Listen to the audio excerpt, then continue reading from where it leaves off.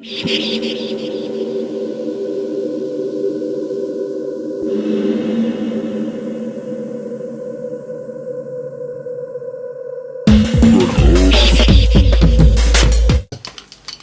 I'm rolling.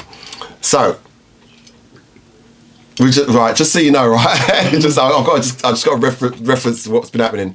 First of all, it's been 3 weeks since I've been smoking, and I've just had a couple of puffs.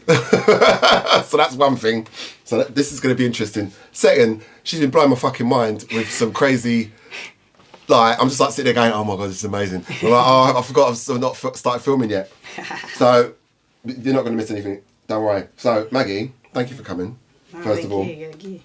Now I've got on here because it made me laugh. You've literally texted me over the last week or so, like a complete and utter agenda, right?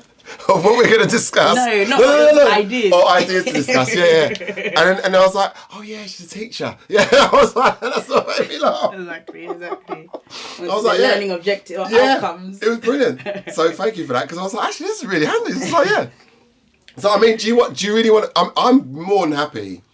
I could literally just go and say the different things, and we could just start talking on each subject if you want. Yeah, I can't remember what was Underneath Mandalay Cafe, yeah.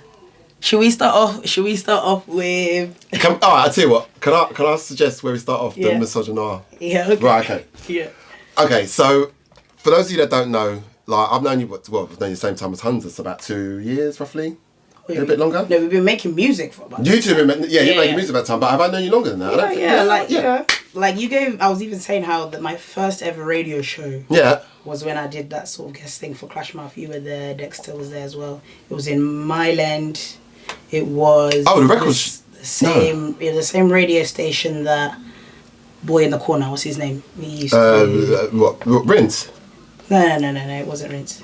But either way, that was my first ever radio show. It was right by my land, and like I remember. Me and Dexter were doing it. Yeah. Because you were promoting Clashmouth. Oh. So think about when you were promoting Clashmouth. Oh, so that's about before when it was House still of at Vans. Yeah. No. So about 5 years ago, 4 or 5 years ago now. Did it happen in Vans? No, it did happen in Vans. Oh my God. That particular one did happen in House of Vans. So but anyway, either way, I think we've known each other for about maybe 4 years. 4 years. Yeah, something like that. Yeah. Okay, yeah, because actually, yes, because you and Hunter been making tunes about 2 years, and that's probably when I met him about 2 years ago. Yeah. So I knew about double the time. So that was there you go. But what the overriding conversation that me and you had when we started the Black Jungle, when I started Black Jungle Alliance, we had the private group, and there was a lot going on in the group because, you know, there was the whole discussion, should we let white people in, you know, and then someone was like, yeah, well, people and someone's parents and stuff, you know, mixed race kids' parents and stuff, well, might want to be in there. Well, not just parents, but the parents and mixed race children. Where do you draw lines? What do we do? And all this sort of stuff. And there was a lot of conversation, lot of anger, a lot of heat, you know, generated. And then you pipe up and then had a question about basically. No, let's not. Let's actually. It would have been nice to have because I don't want to misquote because I know that I'm very intentional when it comes to. No. Okay. But it said, were you going to repeat it? I wasn't going to repeat it word for word. I wish fine. I was going to just sort of give an overview. All right. Cool. But essentially, you're asking why did none of the black DJs in Jungle have black partners? Essentially, have I got that right? No. And people, it's so interesting actually that people always change it into that because what I actually said is please. that, but people always change it to that don't have black partners. But what I said is that something along the lines of I've come to notice that all of the black men in the jungle scene exclusively date non black women, right? I think, or something like that. Yeah. And do we think that might play a part in the misogynoir that we see in the scene? Right. And then that word misogynoir came up. I didn't know what the fuck it meant because I was like, you what? But I was thinking, well, it sounds like misogyny against black women, I guess, which was a new term to me. I'll be honest. And then you felt that I didn't. Well, I remember us speaking. You felt that I didn't sort of do enough to defend you when people were seemingly attacking you as a result of your post. And I didn't even know that the post existed. I don't know if I remember that, but I do. I do remember people getting their knickers in a twist. Yeah. And doing really weird. Not even necessarily talking about the point, but I guess getting a little bit. No, not even personal. Actually, at one point there was someone who was like arguing, and then I was like, oh no, I said that here, and then they were, oh, I've not read it. Yeah. And then it was like, well, you haven't even read the original thing. So what? So then when I realised that this was the panel of this was the panel, I was like, you know, actually that question, it would have left people thinking, it would have left people some feathers ruffled, because I think ultimately it's very interesting that people are so quick to talk about racism, and then as soon as we say, okay, can we understand how racism against black women might also happen in the scene, suddenly no one wants to think about that question at all. You know, even Chickaboo was talking about, and I really appreciate the fact that she speaks very openly about the fact that I am the only black female MC in Jungle, and I've been racking my brains ever since. There's not a single one. Yeah. There isn't a single one, really. As she said, they are there, but as in she's the one flying the flag. I want someone, please, to come forward and go, yeah, but there's so and so. Like, please do that, please. Because every black woman I think of is a DJ, apart from Chickaboo, which is fine, and there's not enough of that as far as I'm concerned. Which is what. One of the things that, which was a bit of a secret, but it was kind of. But what I wanted to just finish off by saying is that she acknowledges that, and it's no coincidence that the only black female MC that will make it is a light-skinned one. Right. So she talks about misogynoir and colorism. And colorism. They all linked, you know what I mean? Like, that's why even we speak about how it makes sense that Fabio and Groove Rider got to where they got to, and that Goldie got where he got to. Right. Colorism. Yeah. So it's easier for society to accept. Palatable. Yeah, I mean, obviously there's so many different questions, but there's a point I made while I was working with my former employers. It's like, how comes all of your guys, with the mics, all cut? And then they got the album deals. And then there's another guy, MC, a lot darker, hasn't got an album deal. Now, that's not to be disparaging to these lot, but it's certainly a bit disparaging to these lot, this guy. For sure. I think even, you know what, I talk about this with my friends quite openly, because it feels like a case study of like just the silliness of that, I guess, of colorism and of misogynoir in the scene, because I talk very openly about the fact that when I was booked for Fabric the first time, I wasn't booked. I was on Instagram and then I just see Sheba Q's playing back to back with so and so, playing back to back with so and so. Yeah, and they hadn't called you. And so I messaged my manager like, did you sign this off? And then she was like, no, I was just about to ask you, did you sign this off? Yeah. And then it turns out that they just, they wanted a black female DJ, a brown female DJ, and a white female DJ who have never gone back to back together to just go back to back. And then it ended up being where obviously they hadn't done any research to see that obviously I prefer to play like vinyl. And so it meant for now my debut at Fabric, because these other DJs don't play vinyl, I had to essentially dumb down my set. And I said, if you just look at it from a case study point of view. Sorry, you just said dumb down. I'm trying to react. No, as in quantitatively speaking, I had to not play. The way that you so that I could, and it was like you couldn't write it where the black woman has to limit herself, go down, and not even be spoken to, not even be approached, not even have the pay negotiated, not even because these other people knew about it. So somehow, anyway. Oh, so the two other DJs knew? And then the promoter tries to say that it was their responsibility to tell us. He's like, well, no, it wouldn't be their responsibility because you're the ones who are paying me, and that's not how it works. And it was very, very odd. So I always look at that experience as just sort of if anybody wants an example of the silliness, I can go on and like specifically how I had to navigate that. That's a clear example. Yeah, because it was like they just wanted to fulfill their quota. They were like, let's just put these girls of the United Colours of Benetton and we can just put on, because that was their aim. I've always slagged off Benetton, and then someone goes, yeah, but at least they're trying. I said, yeah, but no, there's probably not even a single person that kind of works at Benetton. It's in Italy, for fuck's sake. One. Let's not do that. But what I'm saying is... you know what my sister said? My sister said that. Because you know how there's this like theme that's going around and like, why as a man do you wear a backpack or something like that? There's this thing like, why are niggas still going to Italy on holiday? Because so what? Yeah. Why are you driving fooling yourself? I mean, I don't know. It's I had a cigarette butt like put in my face when I was in Italy like one time. Look, I'm probably the worst person to talk about this because my ex was Italian, and I don't know if it's your experience. If you're as long as you're speaking facts. I mean, it was like two of the most stupidest sentences I've ever heard have come out of Italian women's mouths. That's all I'm like. This one was quantitatively speaking. Quantitatively speaking. I'm going to say that. Quantitatively speaking. You're the ones. Yeah. I've got to use this phrase. This is going to get me out of trouble. Quantitatively speaking. Yeah. I mean, it's that's one you got to learn. Quantitatively speaking. Two of the silliest sentences I've ever heard. So this I was working for British Red Cross. We're doing the charity mugging, right?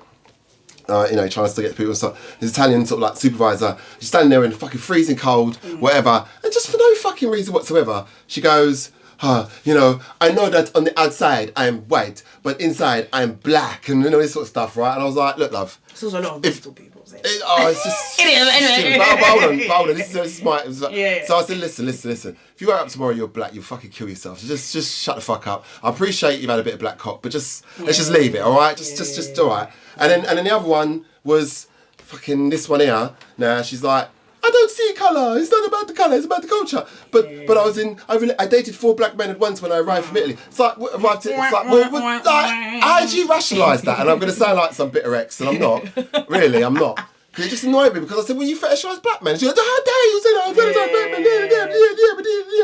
And I was like, well, so that was really, really racist what I just did. But like, it just really annoyed me that. She said, oh, I'm not looking, it's not about that, I'll date anyone. So then why were they 4 black dudes? Why couldn't you have Chinese? You know what I mean? It's like, but no, it's always got to be the same thing. But that said. But that's what I was trying to comment on when I was saying, how come in the scene? Like, has anyone, I'm not saying that it's wrong. Yeah. But can we acknowledge that, because actually, statistically speaking, most people actually tend to date their own race. So it is actually an anomaly that this trend seems to happen.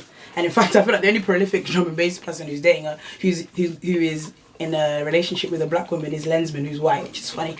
But no, I don't know if Bookham's still married to Antoinette. I think her name is. Okay, fair enough. But either way, like I was just saying, it was just interesting. And how does that play into misogynoir? And that question, I think it showed that group, it wasn't a safe enough space to be having that conversation. No, because like the first 2 people to answer for it were white, weren't they, as well? And that was something that I think irritated a number of people in the group because it's like, well, how can, What would you do differently, if anything? I wouldn't have let any white people in. Oh, really? Like, I would have, because I was speaking to Chickaboo and she was talking about how, no men are allowed in the EQ50 group. At least within that inner circle. So at least you've got something you can sort of go... Monitor, and you can just sort of like, like no one's going to come in and take over. And you just have to say, look, to the white people that want to join, say, look, if you really are our ally, then just let us have this little bit of just so we could just sort some shit out. Even the terminology "let us" is funny. Well, don't you see? It's fucking. I knew you were going to be. But yeah. No, you're right. You're right. This actually links really nicely to the instance that we had that is currently ongoing, but I think it's important that it's spoken about out loud. So we went to Corsica a couple weeks ago. Because I've been thinking a lot about, like, just because I'm picking up on this the terminology "let us," not to say that I'm putting you up on it, but I'm trying to live my life in a way where it's like I'm doing what I'm doing. I don't want to be palatable anymore. Like I've got to where I've got to because I know how to be palatable, and actually I want to use that to serve me. And when it doesn't, especially when it comes to being performative and playing up to the sort of ignoring racism and sexism, like I just don't want to anymore. And even like that's why I make a point of educating myself about trans rights and things like that, because like I don't want to be palatable anymore. We need to be talking about these things. We need change, and I'm going to be the change that I want to see. which is being vocal. Yeah. Anyway, so we go to Corsica. We're in the smoking area now, and somebody shouts across to No Nation, "Oh, are you related to Threshold?" Yeah. Yeah. And so then, you know, doing what we usually do, because we've been trained to know how to diffuse such situations. Yeah. So, you know, the Nation replies saying, "Ha ha ha, you know, not every black person is related." Yeah. You know, you gotta laugh it off, innit? Laugh it off, yeah. Don't be too threatening. Yeah, exactly. But then now the friend intervenes and goes, "Oh, shut up, like, don't pull the race card." Then at this point it was like, Okay. so... Then you feel like to have to switch there. Yeah, like, oh, so we brave. Yeah. So we brave now. Oh, okay then. Because at first we could have said it was just like racist ignorance. And then bearing in mind that I was now telling the original guy who asked the question, because he was standing behind me. I was like, if you know what's good for you, you'll leave. No. So in the end, they're not wanting to move. So we, I think, simultaneously chuck their drinks out of their hands. You know what I mean? Anyway, so then now... I think now, I can't remember, somebody comes now outside, and it felt like as if people now started siding with them as opposed to us. Yeah. And then, you know, I think I even went on to say, like, no, I don't want people to police the fact that I'm angry right now, and let everybody know in this smoking area that you don't go around just asking random black people that you don't know whether they're related to other black people. Like, today, you know, because so often we would have just laughed it off and would have been quiet. Actually, no, now. I don't care that you're telling me that, oh, if you don't calm down, you get to begin. Let this be a learning point, because I'm annoyed, I'm not being palatable anymore, and I'm not police what the original thing. Yeah. Anyway, so we end up now getting taken to the security room where we can explain what happened, and No Nation is explaining that, you know, if this was anyone else, if it was me as a girl and someone had come and said something like sexually explicit to me or something that I find uncomfortable, no one would be policing me chucking their drink out of their handmates, because it's easy for you to now be seeing me as the aggressor, that there's even this like potential thing where we're going to be getting kicked out. Yeah. Anyway, so after hearing us, they're like, okay, you can go inside. Yeah. They speak to this other group of people, and whatever it is that happened in that particular conversation, they then now come back to us about maybe 15 minutes later and say, oh, actually, you've got to go. Jesus, right, okay. So then now we were like, oh, okay. And then now what made it even worse is that now when we're leaving, they hadn't done it in a way where they had staggered us leaving. So now we're crossing each other in the corridors. And as I was speaking to someone who I was saying to, like, I didn't appreciate the way it felt like you just came in and you just barked the defense and was like telling me to calm down and telling me to sit down. Like, you know, the optics of it just didn't look very good. And then this person who was part of this ignorant crew came and hugged the person that I was talking to whilst I was there. At that point it was like, okay, I'm just backing away, like, I don't care. Just antagonizing behaviour, you know what I mean? Which is the same antagonizing behaviour that would give you the courage to shout that at, because so often we let them get away with, oh, they're just a bit silly, or, you know, oh, they're not racist, but I think they're just a bit ignorant. Okay, well, I'm going to let you know that was a racist statement, and I'm not being palatable with my response anymore, so now we're going to have to deal with it. So some ignorant people are going to have to learn, otherwise isn't that the whole point of what we're talking about? People need to learn and learn quick. So you're saying that, right, so you're saying that his original statement of him being related to Threshold is racist? Or would you feel it's racist? It's a black person that you've never met in your life, and you're asking if they're related to another black person. I think know your role. Never met, because I didn't know Hamza, but when I met him, I was thinking, oh, I wonder if he's actually, I did actually meet that, because there is a similarity. But I knew him, and obviously I knew Threshold as well, so it wasn't the same thing. I mean, Either way, so we've now been going through the process of. I've just been basically asking, like, what policy were you following? Because obviously these kinds of scenarios, if you're talking about club spaces being safe, these kinds of scenarios are textbook 101. Someone says something racist or someone says something homophobic. Or, you know, even last year at an event that I was at Costco last year, you know, there was a trans woman in the toilet and there was a straight white man in the queue saying, you're not supposed to be in there. But, you know, and it was when I was thinking about some instances that have happened at that place, I was like, actually, hang on. It's not like this haven that like, it's still a club space, and if you've not even prepared, if your policy has not even prepared you for this kind of textbook situation where you're letting us go back in and then you're not, and then you're not then what situations have you been preparing for? Or when you make all these big things like no to racism, no to Okay, so what policy were you following that meant that you allowed us back in and then changed your mind? So clearly there was nothing at all, and this is not a bespoke, interaction. And I even was remembering how like another time, in fact, last year again, someone was. This is why whenever I go to raves, I always stay in the booth, in the DJ booth. Because I've been like carried before and just taken to the other side of the room. I've been like, someone's trying to like forcibly kiss me, but luckily like Nation was behind me, so I just sort of gave him the look that you do when you try and tell like someone to like get you away kind of thing. So it was like, I'd almost kind of gaslit myself into thinking that, nothing has ever happened. But actually, no. Things have happened. It's just that we've ignored them because we're having a good time. And then now the one time where we're like, actually, no, you know what?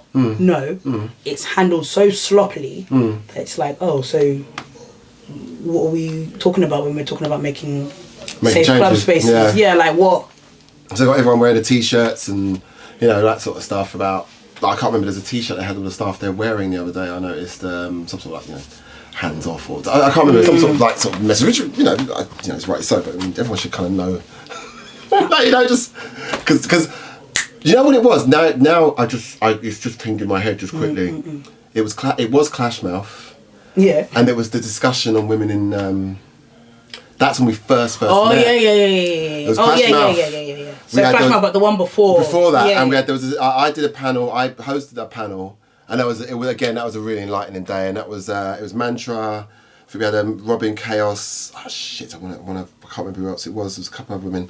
Oh dear, that's terrible. Was it one of the? What's that guy who used to head drum and bass against racism? Was he on the panel?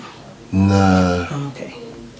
I can't remember who it was, but I remember Mantra and Robin Chaos was because I think I asked for like she wasn't on there.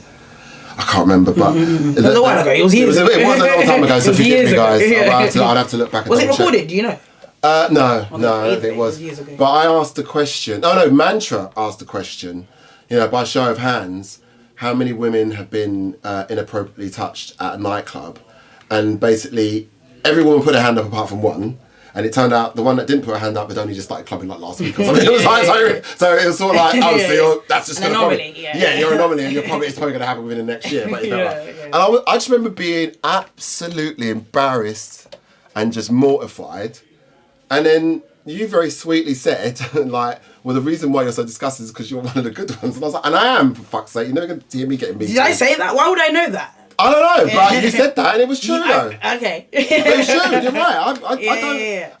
I get to appropriately touch women and whoever, whenever I want, but not inappropriately and not without anyone's permission. It just, I don't get how people feel so free to I don't know, because I feel like you thought I said that, but I feel like what I was saying, I know you've said this, but I feel like my sentiment was more that I just don't know how much we can keep claiming ignorance. Did we not think so for example, like when everyone put their hand up, did you not think to yourself, okay, what friend then, if I had to think to myself, actually they've said some funny things about women, maybe they could be someone who does that. Or no, what I was thinking about really in that sense was that, okay, because who was I in a relationship with? I can't think. Was probably with Helen then. So so her previous boyfriend had been abusive to her. And then Jacob's mum, not so much, because like I met her very young, and then I think she only had one boyfriend before she'd ever met me, and even he was, I think he was a heroin addict or something. Do you know what I mean? So I think do you know what I mean? So there's probably been some shit there. Oh, sorry, Sharp. But anyway, but it's all right. She's all right now. She's married, and she never did heroin. I did, but not Helen. I mean, not. Oh no, Helen didn't. No, I did. But Charlene never did. That's Jake's mum, sorry. Anyway, see, weed. I shouldn't have done it. I shouldn't have smoked it before. Come on. I knew I shouldn't have done it. Anyway. No. That's the rules. We're rolling. Yeah. All right, so we had the conversation. And I remember we got on a phone call, or we were fiercely exchanging messages or voice notes about the whole thing. And I just said, well, my only point was, you had a valid point that you're raising, or you're looking at us to sort of like look at it in some sort of like open-minded intellectual way, but I just think there was just too much anger and confusion and stuff for anyone to be that nuanced at the time. And I merely said, well, it's a very small sample set, because I mean, what we're talking about, 25 guys in it at most. And I just felt that might have been the result of the environment, it might have been Yeah, just the sample, so within the scene. Within the scene, totally. As in from a maths point of view, yes, I'm taking the sample from the sample space being the jungle scene. Yes. And whether, do we think there's a correlation between this supposed attraction, because there's also this issue where even we talk about it now, they're only putting women on lineups who they find attractive. Right. So clearly we are seeing an issue where when there is, for example, a certain I think it's like metalheads that have been serially like only putting white women at the beginning. I think it's always been Jin and Panka, I think. Right. You know what I mean? Yeah. And then there's this question as well of like, was someone like DJ Rap given more of an accolade, because there's this something about the men in the scene kind of what's it called, gatekeeping, and then only letting people in who are women if they find them attractive. And therefore is there a correlation with the fact that the jungle men in the scene seem to find white women exclusively attractive, and the lack of darker skinned females being represented, because unfortunately we have this dynamic. You know what I mean? Would Goldie and Chemistry right at the very beginning were dating? This is a fact. Would the same grace have been afforded if they weren't? Well, we see now, despite the fact that Storm also co-founded Metalheads, she's being pushed out. Was it because she wasn't dating so-and-so? Who knows? But there is this correlation that we need to acknowledge exists. Like, do you know what I mean? It's definitely. I mean, and hence why you can be attracted to whoever you want to be attracted to, but don't let that change who you are now gatekeeping and allowing in. Right. I guess I don't know if people are even aware that they're doing it though sometimes.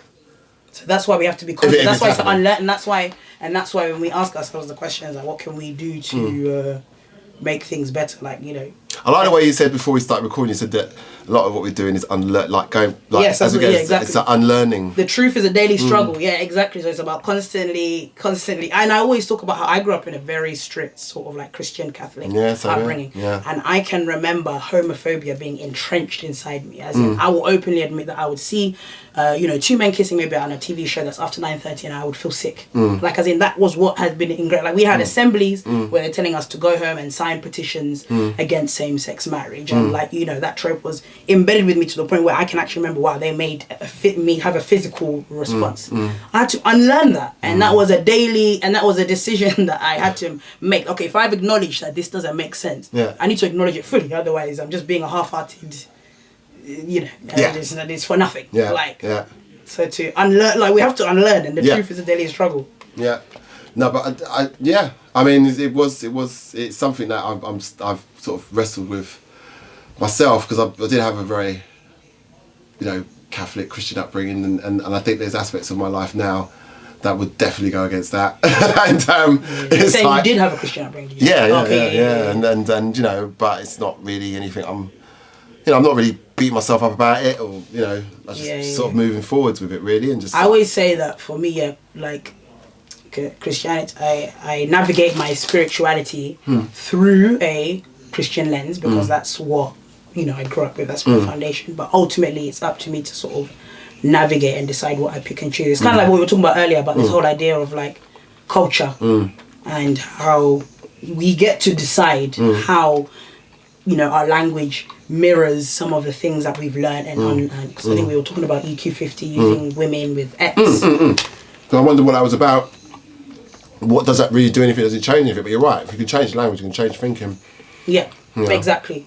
Exactly. And by doing that, it's not as if to say that we're incorporating these queer people that have only just come onto the scene in the last 200 years. Yeah. It's acknowledging that actually the English language specifically has intentionally erased.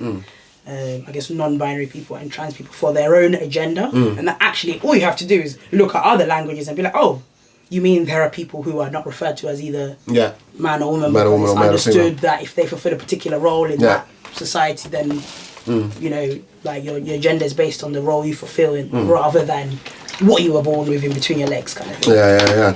So so I knew this was going to be great. I knew this was going to be good. So, all right. So basically, you got chucked out of Rupture, or Hamza did, or both of you did? Well, yeah. It was mainly they approached Hamza, and then obviously just out of solidarity, there. Right. Okay. And they just also left.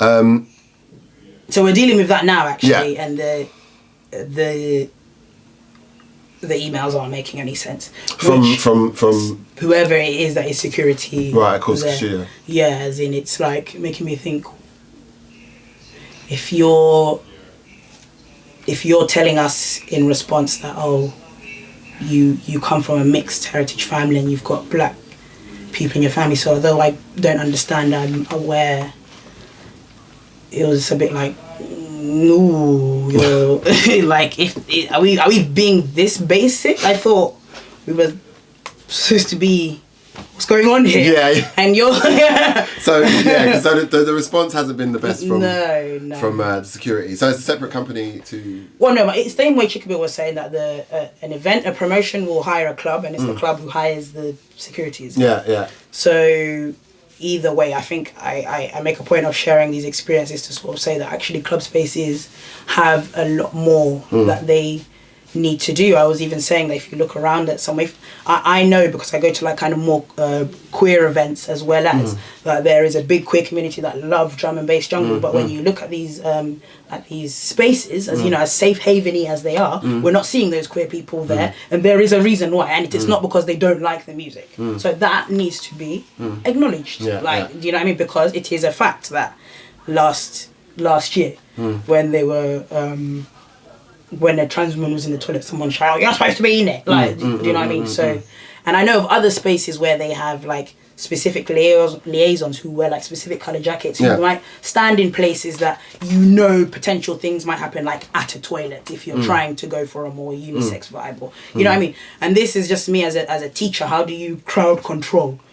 And so then, if we are being serious about making these spaces safe, we have to then, one, understand what scenarios may happen. So that's why I was just really annoyed. This scenario is very textbook. Why are you acting like as if, like we're having to crack brains to find out how to figure this out, you know? You probably don't chuck out the black person that just got racially, verbally assaulted, like, you know what I mean, or was made to feel racially uncomfortable. That's probably something you don't do when they were the only young black party goers at that event. Like, it's not a good look. Because I can see the passion.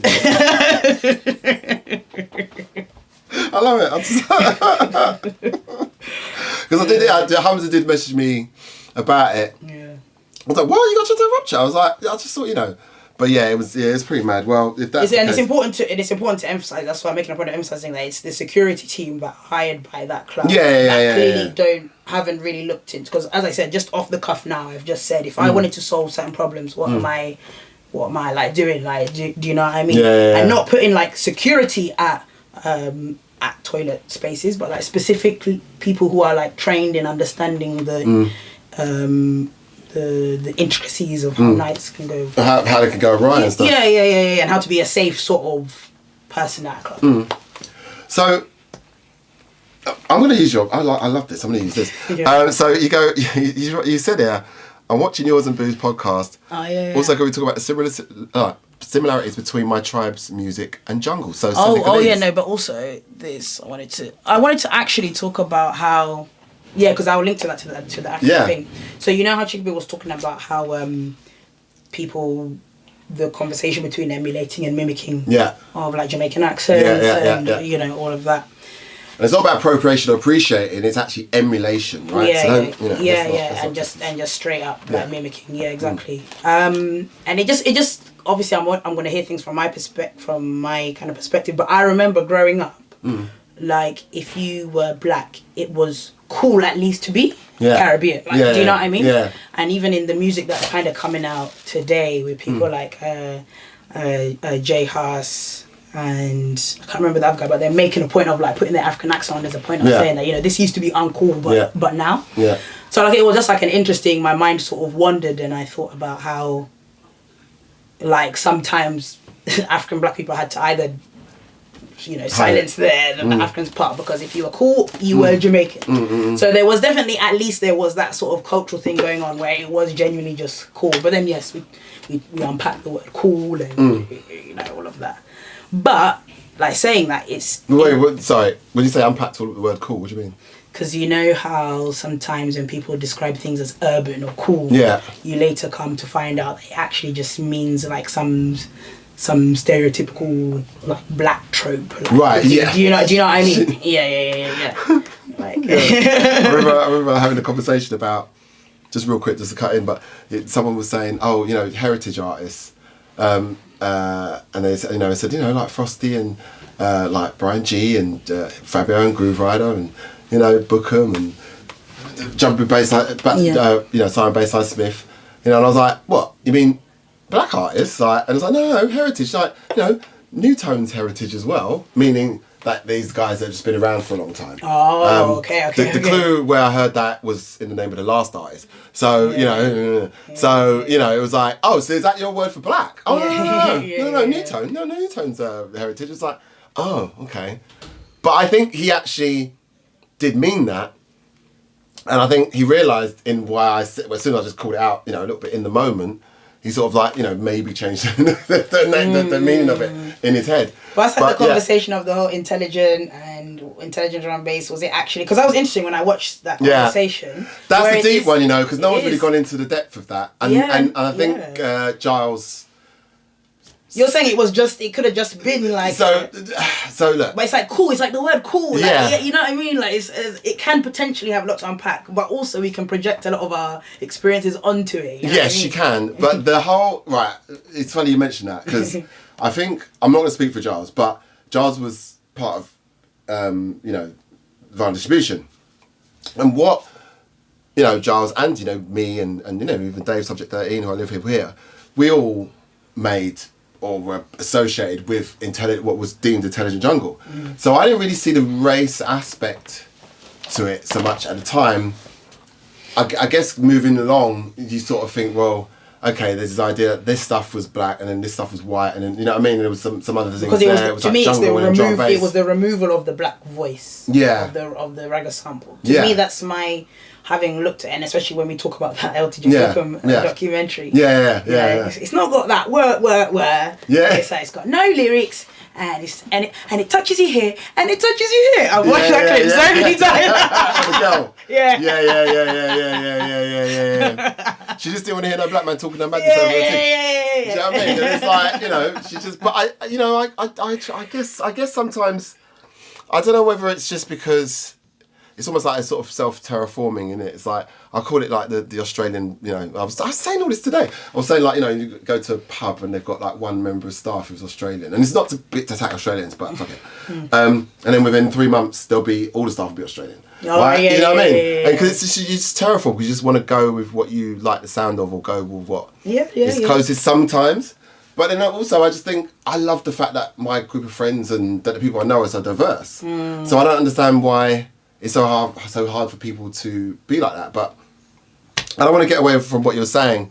So you're talking about the notion of you being younger and, like, you know, the idea of being African wasn't as cool as being Caribbean. Oh yeah, exactly. But I was saying that it's cool now that whenever I hear music that makes me think, this person I think has African heritage. So like, for example, I really appreciate like the music that Jamie makes. He samples a lot of talking drum, which is like a West African instrument. And I remember the first time I heard Chicken Hanzo, like in his very tribal. I was like, I gotta look this guy up. I know that he's got something. And then I saw in his UKF interview that his mum, I think, is Nigerian. Yes. And he didn't even really want people to know he was black. Yeah. Do you know how crazy that is? That's interesting. Because he said that he knew people would sort of say what he's doing wasn't black enough. And I was like, but I'm hearing tribal shit. Yeah. But it wasn't that traditional push up your light jungle. And it's something I've always had to wrestle with. My own beloved BJA. Yeah. We did a thing about all the black run labels, right? Yeah. AKB, blah, blah, blah, blah, blah. I'm looking at a list. Do you think In Perspective Records was on the fucking list? Oh, but it's your thing. Why didn't you put it there? No. But the point was, from their perspective, my label wasn't a black run label. Oh. I was like, well, because it didn't have that traditional. So they had V and you know what I mean. I don't know who was making this list, but that's just It was a group. But it kind of irritated me because my label wasn't perceived as black. Okay, you know, and you know, I don't know how you could do that really, but I mean at the same time, as obviously I've just said that there are certain But that's because I'm actually hearing a drum pattern or a drum sound that I can actually trace to like that continent. Yeah. But aside from that, obviously we never want to close ourselves off and say we have to be making music that sounds like this in order to. But no, the point I was mainly just trying to make is that it's cool to hear. Like I'm enjoying hearing the African influences in the sort of new half-time drum and bass jungle music that's coming out. And in fact, the music I recently learnt. Oh, actually, no, not recently. I think I was telling you about even from like last year. Singeli music from Tanzania, which basically sounds like African Gabba music. Right. Okay. Basically, like it sounds like. So obviously Gabba is like a lot faster than jungle. It just sounds like techno really fast. Yeah. And it's crazy and it's ratchet and so I mean there's so much to talk about because it's just like I could tell we could probably be here for hours and hours. So let's go back to the beginning. What got you into jungle? Place to start. So when did you first start getting involved with jungle drum and bass? I would say that at the time I was hearing it at my ex-partner's house. Right. He would mix a lot with his cousin. Yeah. And they would mix very sort of Andy C style drum and bass. Right. So like, which is I would say different to the more jungle sort of rare groove kind of vibe that I like to go for. Although I'm very eclectic. But anyway, either way, at that time the bass music that I liked was more garage house. Yeah. So I found it like a little bit fast. Yeah. But then every now and then they would drop like a liquid tune. Yeah. And so definitely I would say like if this was maybe about maybe this would have been about 7 years ago. Right. I would say that liquid and lyrics and the melodies, because I've always been musical. I've always been in choirs and I've always sung and always liked to perform, like, Yeah, you sing as well, don't you? Yeah, exactly. And so then it was like now when I started learning the lyrics and I'd sing along and then I'd be like, oh, this tune would mix with this tune. And that's when I got the bug, started learning. Yeah. Actually first started collecting more house garage tunes. This is like coming up to like 6 years ago now. Was learning to mix actually with that as well as like my ex's like records. And then I think this was actually, we went to Clash Mouth in when it was still at bar 1001. No, yeah, bar 1001, yeah. So I don't know how many years ago. We did 2 there. Yeah. So I don't know how many years ago that was. That would have been maybe 17 or... Yeah, 16 or 17. Yeah. So that was like now I think my first time going into that more what I'd call jungle space. Prior to that I was going to more like Solvent, do like kind of soul-y kind of liquid events. And what else used to happen in Vauxhall? There was another like one there. Anyway, I actually used to go to a lot of Jungle Mania. Yeah, oh right. I like Jungle Mania, yeah. So like getting my education from there and then being like, all right, you're playing the same tunes all the time. Let's go find Clash Mouth and like get and get exposed. And then so then from there I just got the bug, and then especially before. Just before lockdown is when I was now starting to play out for like free, getting opportunities. Even that's how I messaged you guys saying that if you're looking for a DJ to mix the tunes at Clash Mouth, advance just to showcase, I'll do it, Yeah. And then lockdown, all I have is my decks and me, Brexing, and then and then now's now. And now's now. Yeah. And so you're on House of Hi-Fi, right? Yeah. Big up House of Hi-Fi. Yeah, exactly. So when it comes to my first booking, so this happened before lockdown actually, but they were like the first organisation to be like, we want to bring you down to Bournemouth to play for a hotel and whatever. And I was like, oh, I'm good, but I didn't know like, you know what I mean. And so then I had a really sick time, and then I was like, oh my gosh, like that was amazing. I got to do that again. So like they were like the first people to properly to book me and to support me. And then now like you big up Kate, she's my manager, she's amazing, she's very sick. And when it comes to, and that's what's actually been really cool as well, because House of Hi-Fi started as a group, a uni project essentially, because I think they all studied degrees to do the events or events management coordination or something like that.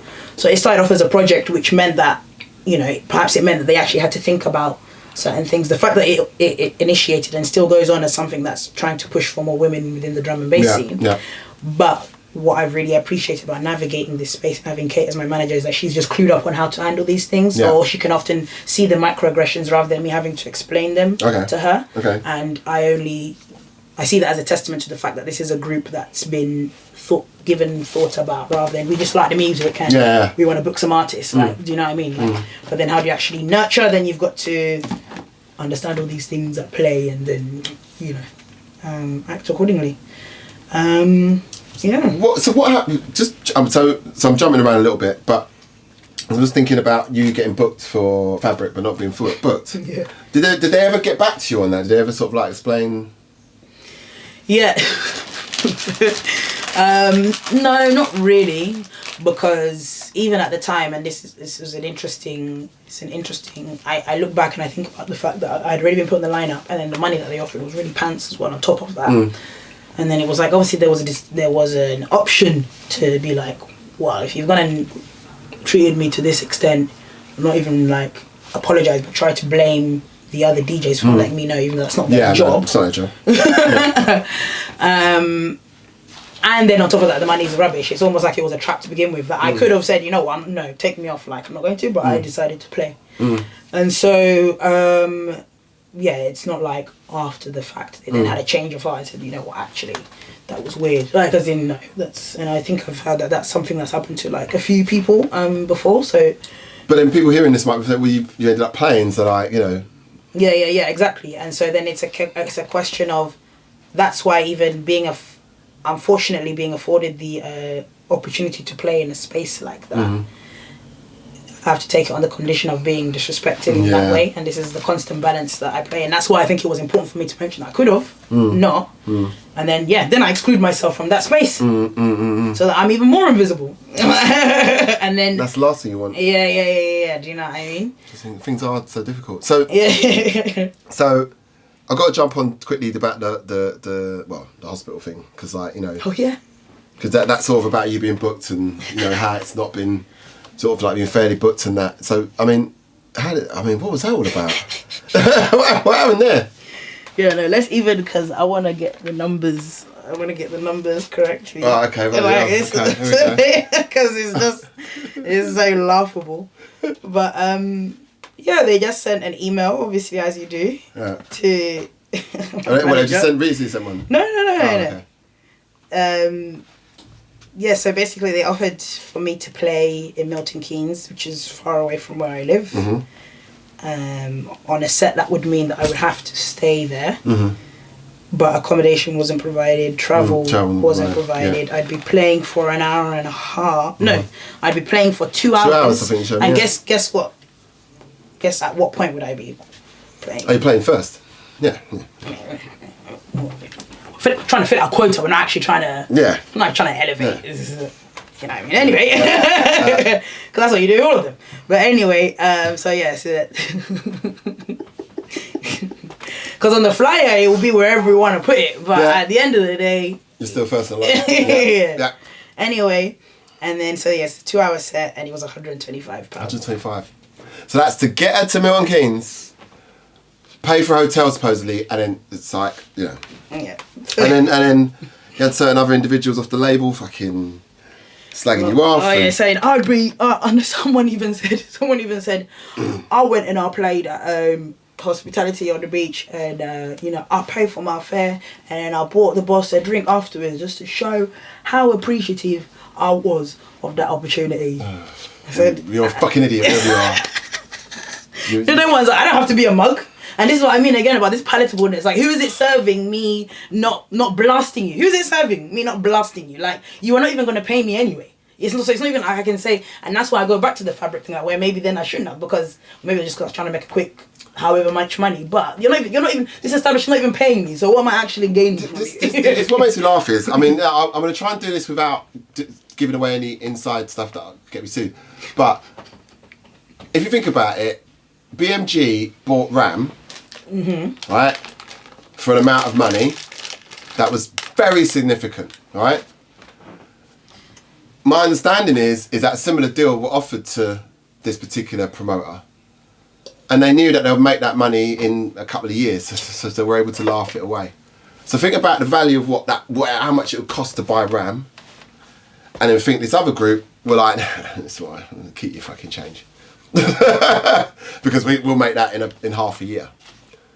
So, no, but a lot of people were arguing that. It was really weird. A lot of people actually were arguing that, they don't understand how much it costs to put on a night.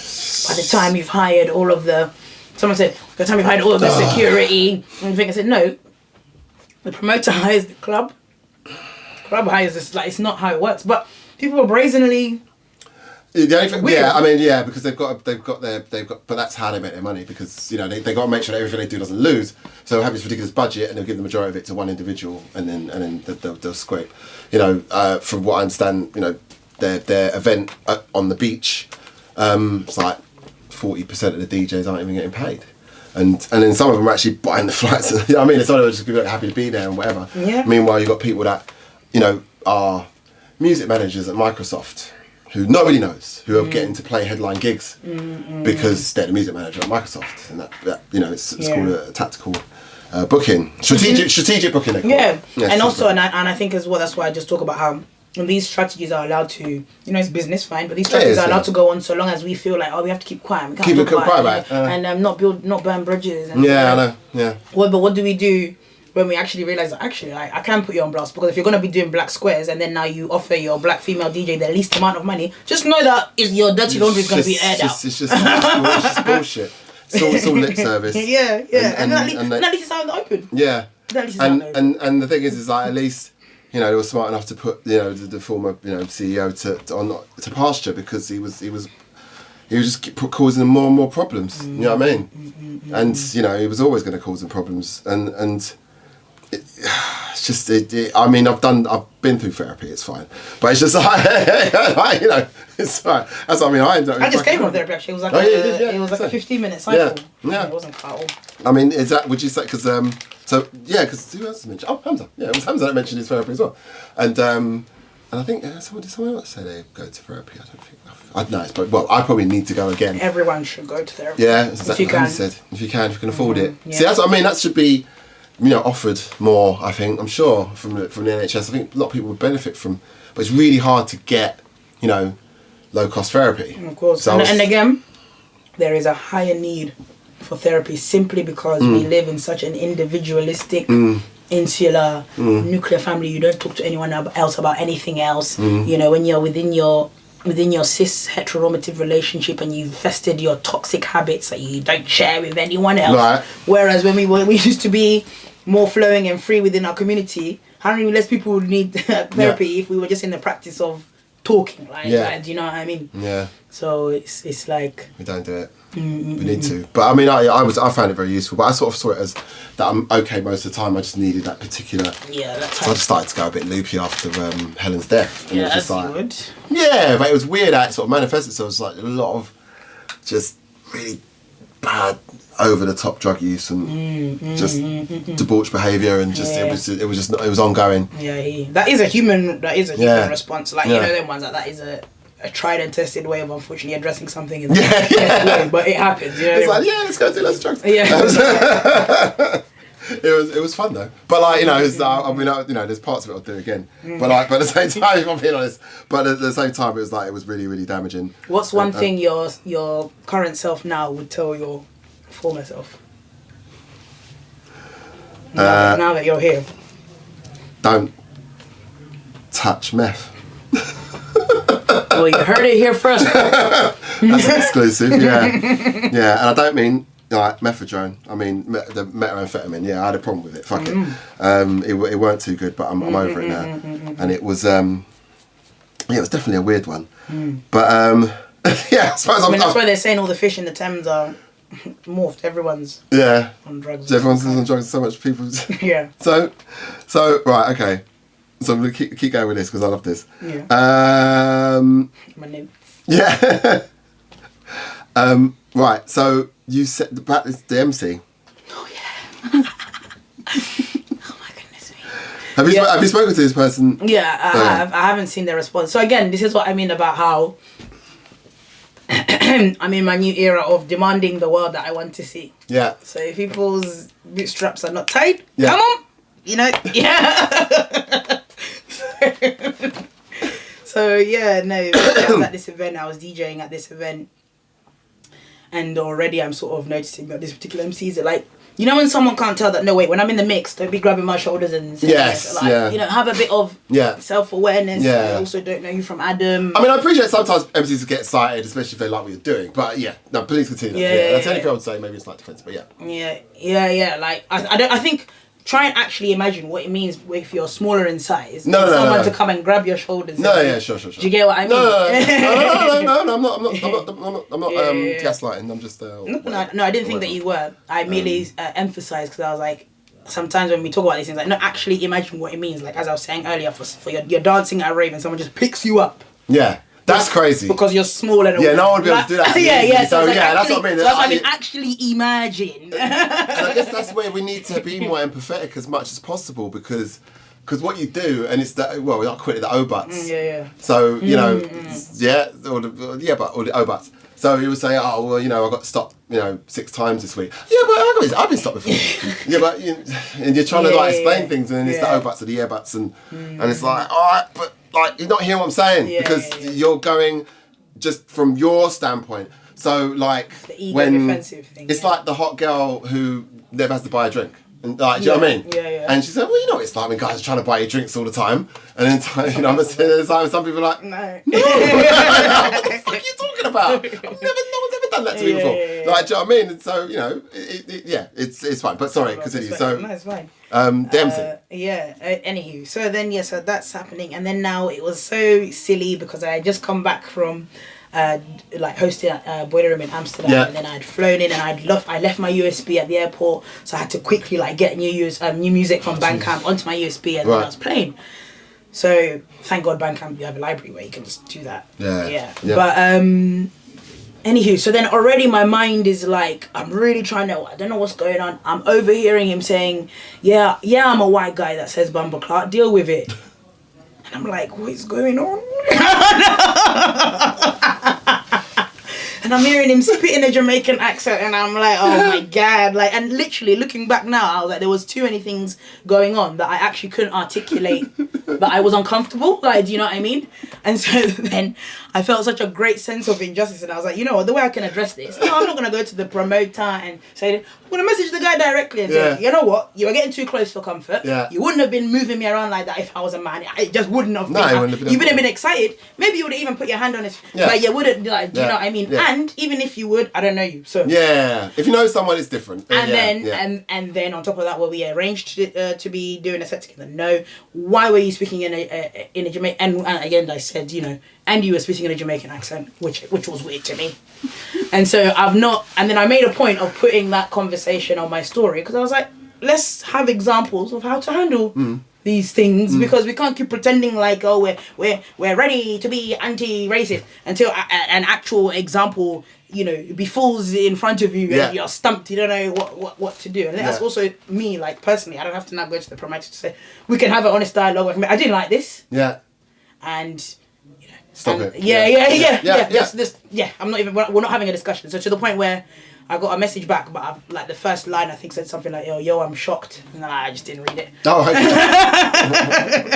I was like, I've said my piece. And if it means that next time that's going to leave one white MC scared before they spit in a Jamaican accent, then my work is done.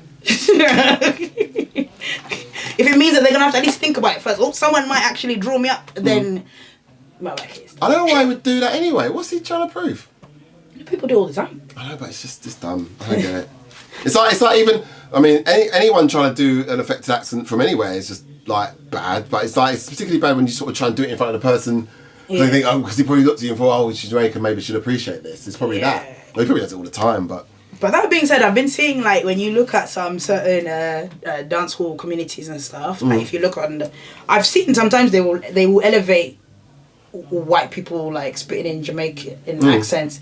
I don't know if it's funny or not funny, sorry, but it's like. Well, I mean, I was just about to say that. Yeah. Do you get what I mean? They actually revere him. Yeah. So I wonder. I don't know what. I mean, does that link to the question that I asked about? I guess on some level. I guess so, because it's like, Or are we projecting our own feelings onto it, and actually, if someone wants to show you see, appreciation, that's what's really annoying. He's showing appreciation, but also he is at the top. He's benefiting the most. Yes, that's what's scary. And it's just like, yeah, I mean, so I think I refused to go on a date once because someone asked if I wanted to go and see Patrick Forge, and well, he's like sort of imagine like Rodigan but for British soul kind of thing. Okay. Soul and funk. Yeah. You know, nearly 95%, 100% of the music he plays is black. He's white. He's benefited a lot from it, and I was like, you know what? No, I don't want to go.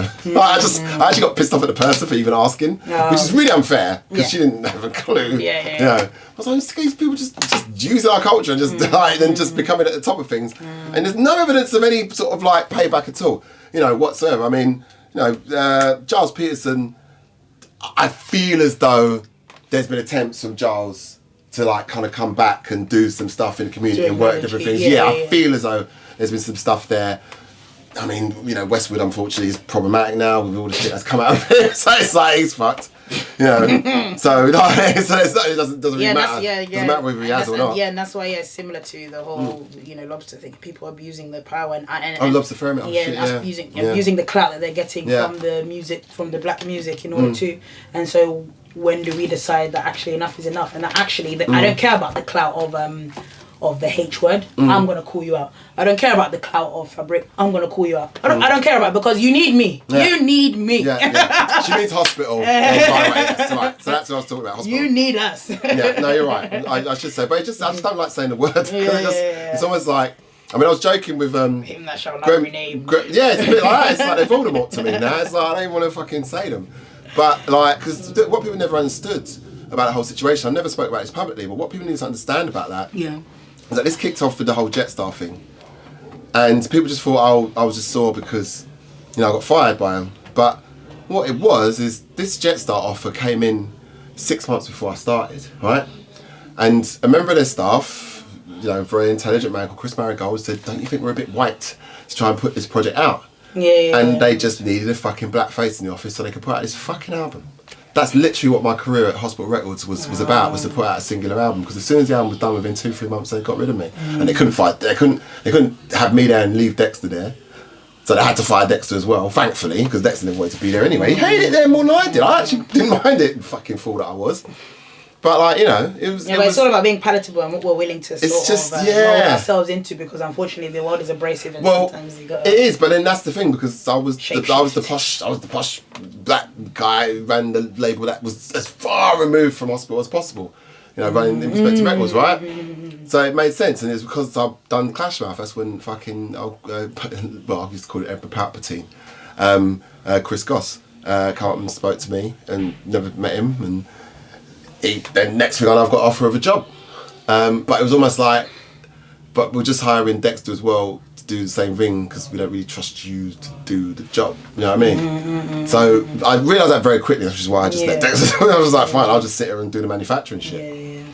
But I think that was what was quite hurtful, and it was really evident they didn't want me there. It's just, every time I asked a question, his face would change. You know what I mean? It was always really unpleasant. It was nasty, and you know. I feel like a fool, you know. I sometimes just feel like a bit of a dickhead. Well, hindsight is 2020. Yeah, no, of course, but it was just one of them things where it's just like fucking cunts. It's just, you know what I mean? It's just, and then like Tim Reaper, he done 3 remixes, right? They're all brilliant, and then you know, poor old Saxon, I did give him a hard time at the time, but he had like 2 remixes on the album. I mean 2 remixes on the album. It's like, well, there's room for 2 remixes for me, but you couldn't put one of the Tim Reaper ones in there. They're brilliant.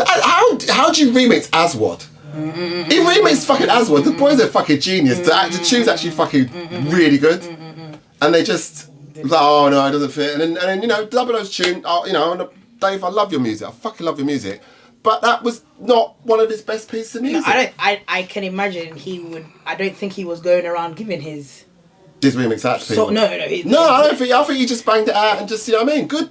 If that's the case, then good, Dave. Nice one. What I'm saying is... We know his music enough. No, man, I didn't even realise I got one of his early Lab Logic bits from fucking years ago. I've always been a fan of Double. So that's why when we did that tune, God is Woman, I literally cried. There's a video of me actually crying when I played that Rupture. Oh, it's beautiful. That's it. And, you know, we're all fans, and that's the thing. And so like, when I had the remix, I was like, it's all right, Dave, do you want to go back in? And he was like, oh, no. I was like, fucking hell. And then, man, Striff had a go. There was loads of people that did, but they just was like, nah, we just want this to be as white as possible. Yeah. And they did it under the guise of, we need it to be for the artists on the label, but they had plenty of guest artists on there. So that's bollocks. And also, a lot of their artists were like, because Kino's not going to remix a Jetstar tune. Do you know what I mean? It's like, it's fucking, anyway. Interesting. No, I mean, well then that's why the question now becomes like, what spaces are we making for ourselves? And remember, the space before it even becomes like a physical space. That's why I talk so much about, and that's why I'll pull you up if we say let us, or like in the moment where I might laugh something. Like, who is it benefiting if I just continue to be palatable? Like, do you know what I mean? There's a lot. It doesn't, because it doesn't seem to help me. That's what I mean. It's like, you're absolutely right. I mean, I don't really see the point. Yeah. Like, I mean, and I guess I'm not. I mean, I think that's probably why I'm trying to be as truthful as possible in this thing as well. Because why not? Because even at the time, I just didn't feel like, well, this isn't really going to change anything. But it did. I think it asked questions. It got people asking. Questions, and that's what I mean. Because before we can even talk about this space, we have to talk about how are people even posing the question in their minds. What language are we using to explore this topic? Yeah. So, hence why I go back and say that this is why you can't talk about safe spaces until you've actually thought about, like, giving it. Thought. You have it, and all businesses operate with policy. That's why I was just very confused as to why they didn't actually have any evidence of how they're making a safe space. I don't think they are. I think ultimately it's about the pound note, but it's just like I guess sometimes for these organisations, it's like, oh god, this again. You know what I mean? I think they're just probably just bored of hearing it. It's like, oh, why can't people just man up or be more this or be more that and they'll be fine or whatever. I mean, and I'd probably be guilty of saying that in the past, but you just sort of learn and like having dated different number of women and them telling you about ex-boyfriends, raping them and stuff. You know what I mean? It's like, what the fuck is going on? Do you know what I mean? It just really kind of like. That's what everyone needs to do. Therapy. Yeah, I guess so. I mean, right, okay. So you sent this MC. Oh yeah. So I sent a picture of like him being too physical with you and. Yeah, because there was even just when my sister was taking like a video of me, being there. It was just obvious that I was uncomfortable in the video. So I was sending a still from the video, so even this shows that you were too close. And as I said, they responded by judging by the first line. I was like, let me protect my peace. Yeah. And my main intention for that was that we can. Like, bringing things to light and things that have made me uncomfortable is not intrinsically bad, because obviously, especially like British culture, is very keep things hush hush, and it's very you responded in that way, so now we're going to focus on the response rather than the initial very subtle, underhanded, you look like this person comment, or because British racism is very subtle, it's very so it's like, no, if you pinch me under the table, I'm gonna scream. We're all gonna know about it now. Yeah, that's what I'm saying. So that's kind of like what does it mean to actually embody that? Because there are even people who would say that they're of the cause, but they will say things like, oh yeah, I did think that too, but I didn't want to say anything, because I'm shy or whatever. And I was like, you do realize that if we're trying to make a better world, we're gonna have to sacrifice some of our comfortability. That's the whole. But that's the whole point. But some people can't. That's the whole point. Like, you know what I mean? Like. Yeah. No, some people just can't. They just don't want to. Yeah. But that happens in all aspects, because even I think that's why when I asked that question. Back in the group. Where I was basically saying, okay, can the black men in the scene have a look at what role they may have had to play in excluding black women? Right. They want to know. They're like, do you know what I mean? It's a question that didn't want to be explored. So we see it happen a lot, where we'll be quick to say, did it? But then until it comes to something, we actually have to think, oh, what part could I be playing? Then, no. I mean, it made me ask myself. Certainly, I've tried to be open to these things. I tried to be, have that self-referential, I guess, camera, I guess, put on myself, I suppose. Self-aware, self-awareness camera, sort of like directed at myself. I don't know if I've and if not answering it, but I think at the time I would have felt like, I don't know if I've stopped black women from being in jungle space, but I don't know if I've done anything to help get more in. Probably not. I mean, I've certainly invited. But it's not like it's not an individual thing. It's about just thinking about how. It's just about thinking the same way when I said I had to look at myself and say, okay, considering the behaviour that I've learned when it comes to being like, you know, homophobic, now that I have to look at myself, what role have I, you know, potentially played in excluding these people, making them feel uncomfortable, and then explore that question rather than it be a sort of like, oh well, on an individual level. It's like we're talking about systemic things, like, do you know what I mean? So I think that's a very difficult question to answer. Yeah, no, it's not for you to answer. I think I wanted, and that's why I think I said it like best earlier. Is there a correlation between these two variables? If you think about it from a scientific experiment, like, do you know? You're definitely in the wrong room. Well, the question was, it wasn't really, but I think everyone was just, I'm not making an excuse for anyone. Yeah. I mean, there was a couple of people that came to me, all sorts of different grievances and stuff like that about the room. It's like, oh, I'm not going to be in the group because he owes me £20 from 30 years ago, and do you know what I mean? It's like, come on, man. What do you want to do, man? It's like, what do you want me to do? And it's like, so yeah, I think in hindsight, I would have probably been, I should have just put my foot down a bit more and said, look. You know what is interesting? Because before actually music, I was involved a lot in like, I would say like grassroots events, grassroots politics, like as in I used to be part of this group called the Malcolm X movement. Right, okay. And so like for example, one time we did a trip to Tanzania and I got to stay with Charlotte Hill O'Neill, and she was a Black Panther of Kansas City chapter. She was, her husband is Pete O'Neill, and they were the head of the Kansas City chapter. They had to like run away like inside a boot of a car, end up in Algeria, when they settled in Tanzania. So it was really interesting to get to know her, to watch the documentary that had already been made about her, and then also ask my own questions, because she's very artistic, she's very musical. She was actually on her way to becoming a doctor, but then decided to stop that for the cause. Like a very intelligent woman, because imagine to be on a path of becoming a doctor as a black woman in the 60s, you know what I mean? Anyway, but I really value the way in which she ties in her activism with her music. And if you look her up, Charlotte Hill O'Neill, you will see the kind of works that her and her husband do with regards to helping the community and using the arts and music.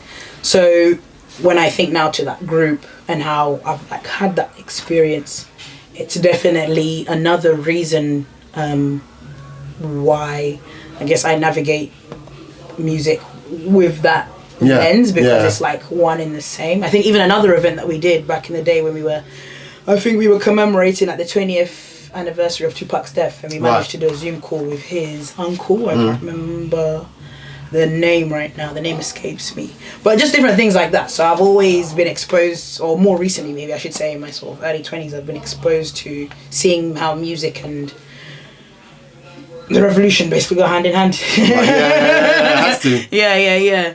And so, yeah. Incredible. Right. I'm gonna keep going with this. So, you call it. Oh yeah, no, right. You sort of it's further. And let me quickly talk to you about how was Boiler Room doing the.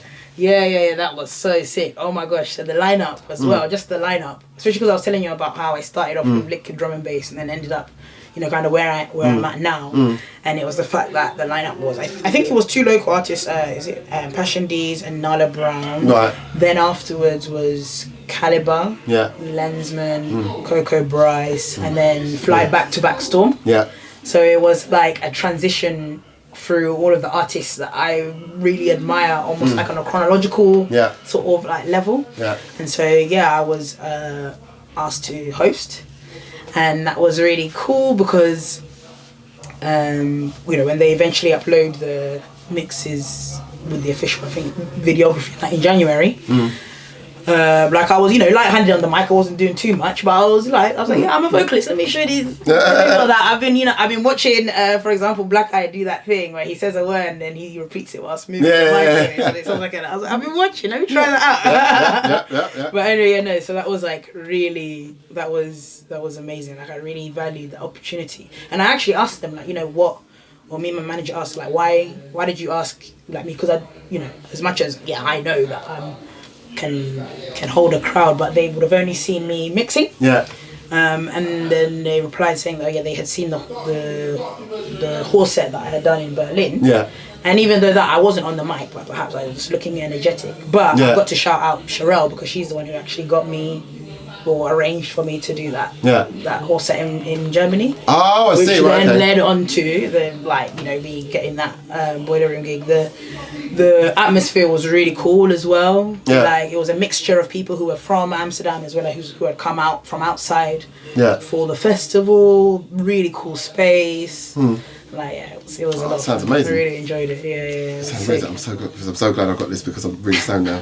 That's what I mean. That's like this is so good. But I've known you for 4 years. That's why I was like, let me just. But it's great because the thing is as well. I haven't been smoking at all. So you saw I had 2 pulls. It's absolutely. And this is how you should smoke weed, kids. This is the way you do it. Don't smoke. And so when you do, it's like Louis C.K. When you do, it's really great because this is brilliant. I'm just sitting there going, this is amazing. She's got diamonds coming out of her head. Nice. I got my little, little charms. All Cruise, yes. Oh yeah. Yes. Yeah. So the All Cruise book, All Cruise must pick up. For those that you don't know, go and get it. Velocity Press. I believe it's still available. Yeah. Okay. Cool. Yeah. No. So when I can't remember how I got. Just 1 second. Sorry. I was gonna ask Rick.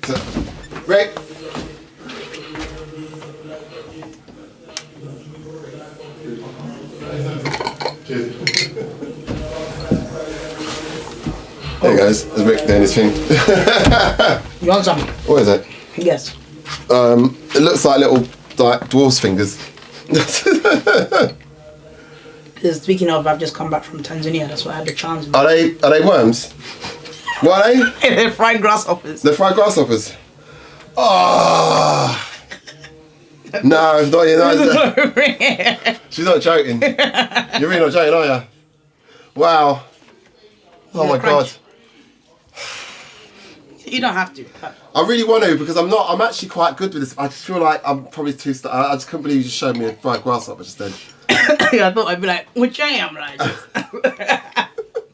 Something random. Are you serious? Yeah. So basically, I just got back from Tanzania. Yeah.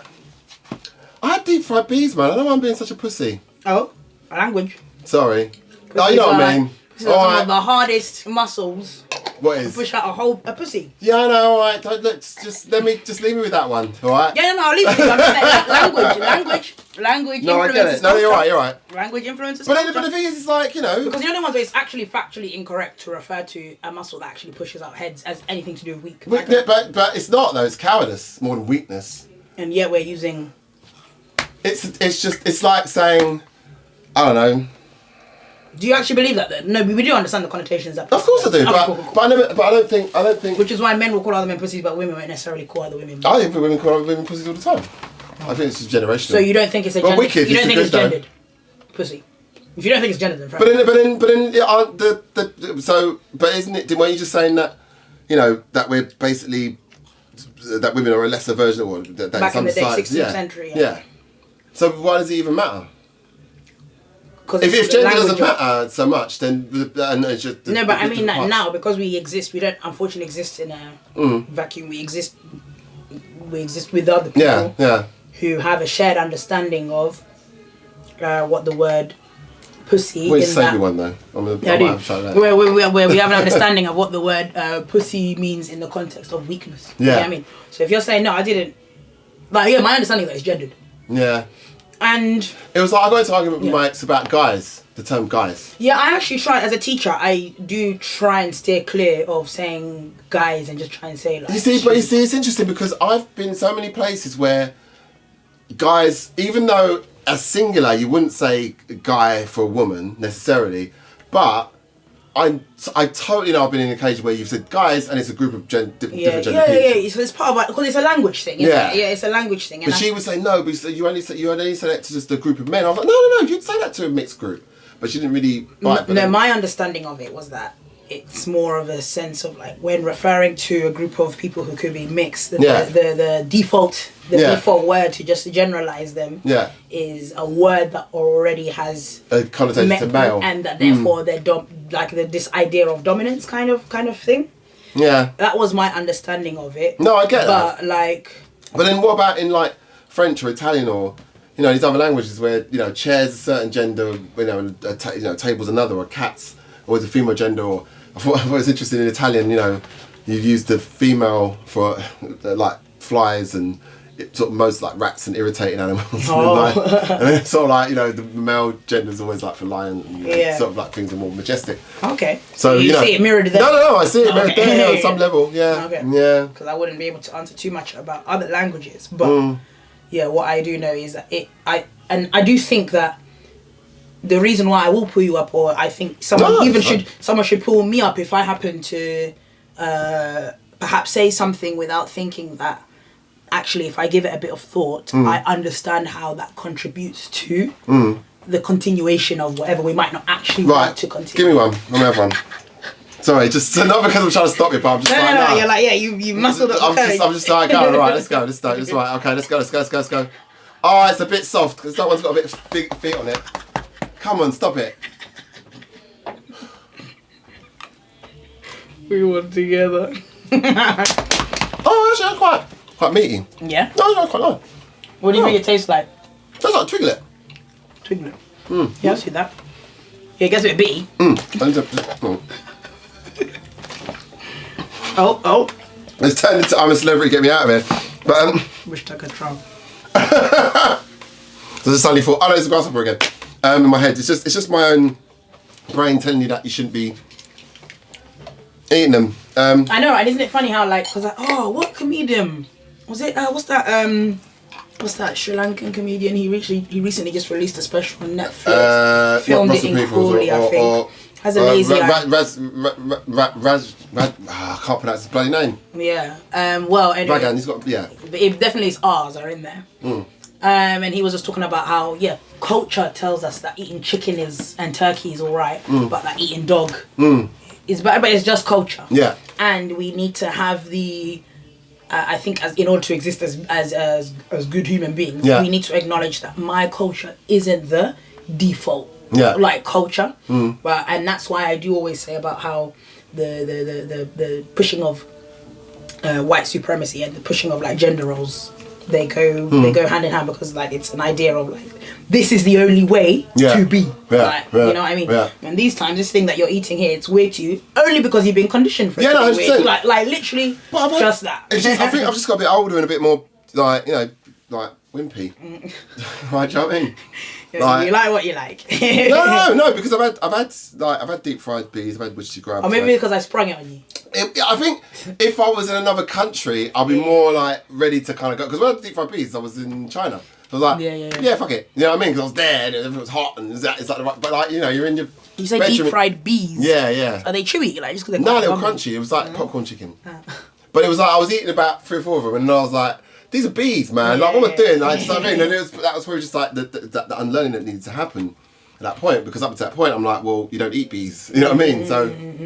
Yeah, exactly. Am I going to die later? Just turn into start flying away. So. Shit, I don't know where I'm. You've thrown me for a bit. Right. That makes sense. That's valid. Now I'm like trying experimental foods on the podcast. It's great. So, I mean, there was a lot. What else did we have here? Oh yeah, no. And right. So I've. We never went into all crews because we didn't go went into all outside. crews. Yeah, all crews, and then there's something else I was going to talk to you about as well. Yeah. So when I can't remember when I first read that book, but I really enjoyed how, as someone who wasn't around during the genesis of it, and deeply wish that they were. Yeah, old dogs like me. Yeah.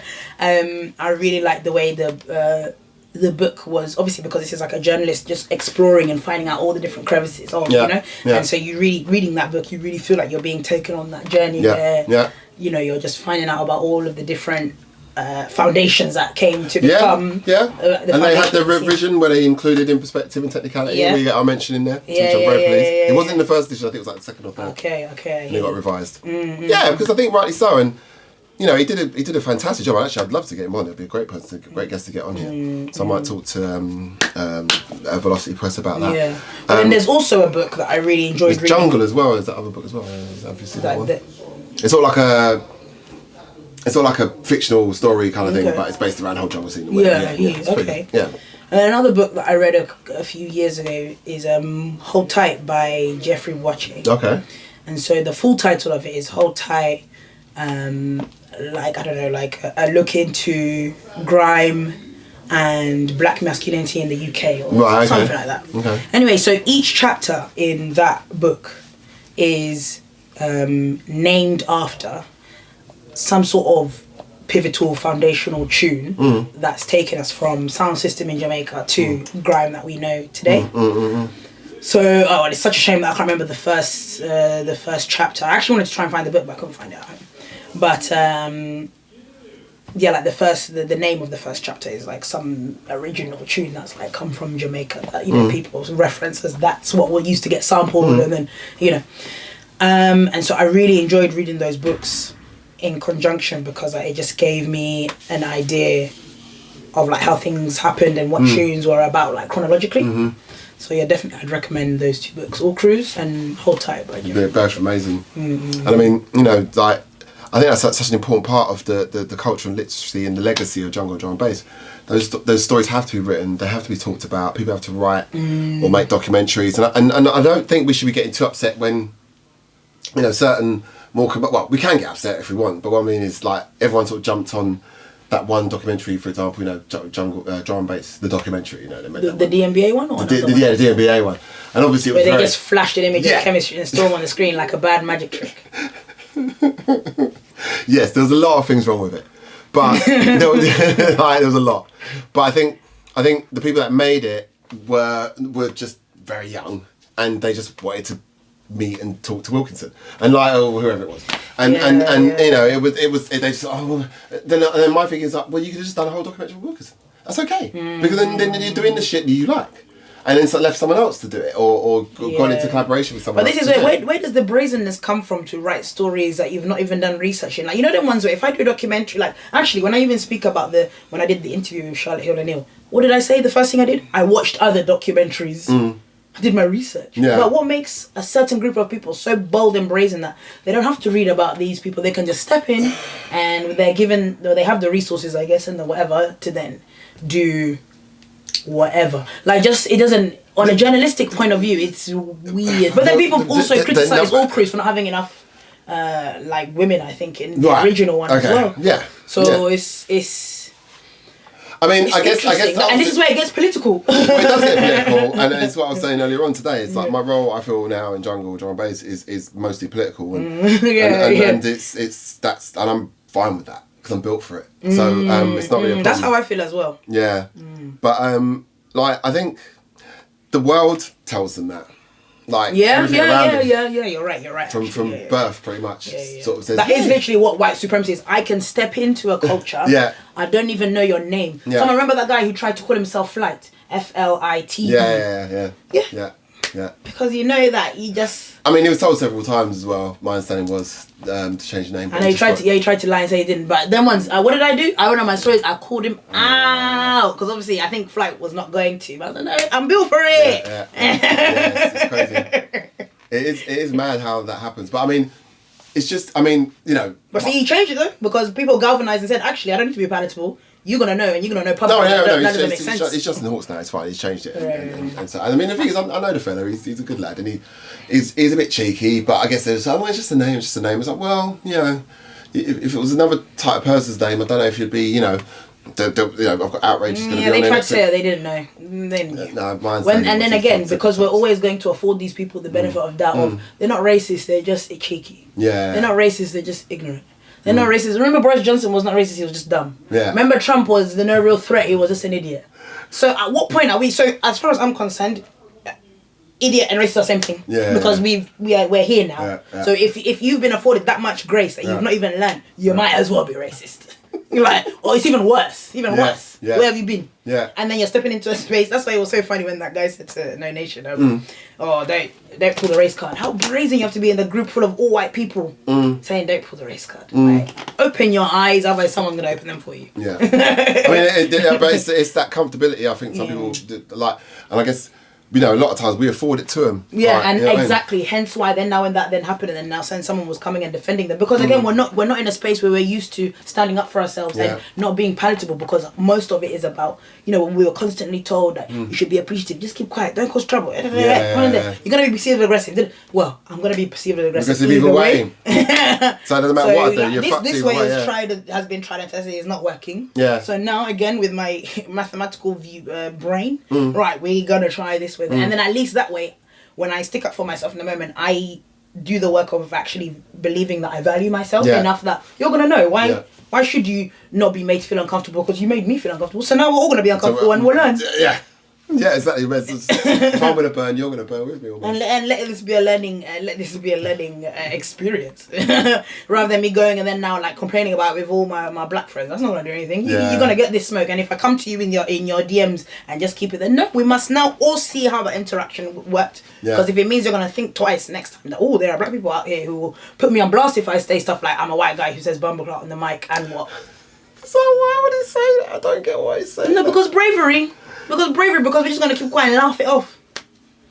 It's just such a stupid, but it's just like, it's such a stupid thing to say as well, because it's obviously acknowledging the fact that it's kind of weird. So, because he's saying, well, I'm gonna do it anyway, and it's just like, I don't know, I just think the arrogance of the guy to kind of say that, and then. But the reason why I put Metropolitan Hotel Dublin in response to that, because I thought maybe, this is before hearing your story today, that maybe you're being slightly oversensitive with the standing close to you thing.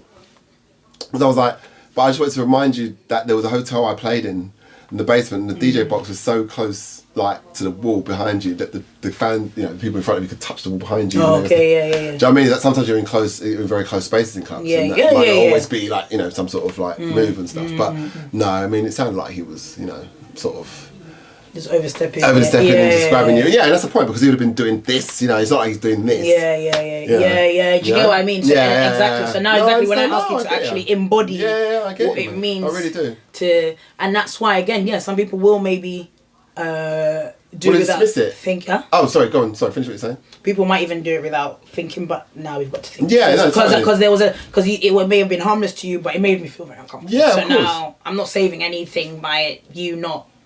By me saving you from any uncomfortability, because that's how we learn. Yeah. Like, do you know what I mean? Yeah. What's their name? There's a non-binary person who recently put out an article, and it was posted on Black Artist Database, and it was just kind of calling out certain like promoters and things like that. And again, it explores in great detail at the beginning this idea of what does it mean to be a darker skinned black person navigating the scene, knowing that if you really want to get anywhere, what you really want to be trying to be doing is being quiet and palatable. But what does it mean in light of the conversations that we've been having to actually decide that no? Because when you're palatable, that chips away at you. It's not like them ones like it does. It does. It does. Takes away part of your soul. Yeah. Because you're literally dehumanizing yourself in order to fit like this mold. So it goes into depth about how can we address this when these things happen. What can we do? So even the article goes on to say that this article isn't really like for the white gay. If you want to read it as an ally, so long as you don't get defensive, then you might understand what it means. But ultimately, Well, I mean, they've been having some interesting events and stuff for Black Art Database, obviously with Beatport and everything that's going on there. Yeah. And there's a Zoom call, which I think is actually happening now. When I think about it, is it Wednesday? I didn't think it was happening on a Wednesday. Oh, is it this Wednesday? I think it's this Wednesday. No, as in today is Wednesday. Oh, I think I think it was on Monday. I think I might have missed it actually. But I'll double check with Kay. Yeah.